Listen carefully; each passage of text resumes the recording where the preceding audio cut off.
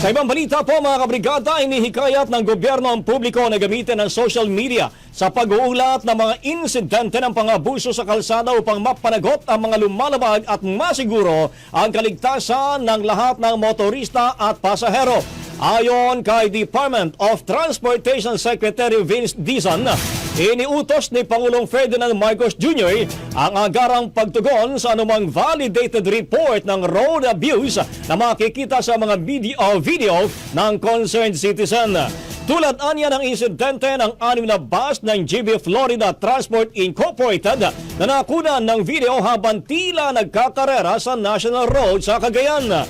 Nabatid na nag-viral na naturang video at naging sentro ng diskusyon tungkol sa road safety. Gayunman, nagbanta ang GV Florida nakakasuhan ng cyber libel ang uploader ng umunoy edited video upang palabasing mapanganib ang pamamasada ng kanilang mga bus.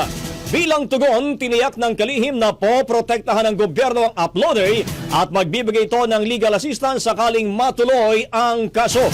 Pinatikos din ng DOTR ang hakbang ng bus company at tinawag na uri ng harassment. Ang bahaging ito ay hatid sa atin ng Maxan Mangosteen Santon Coffee. Max Healthy, Max Sarap.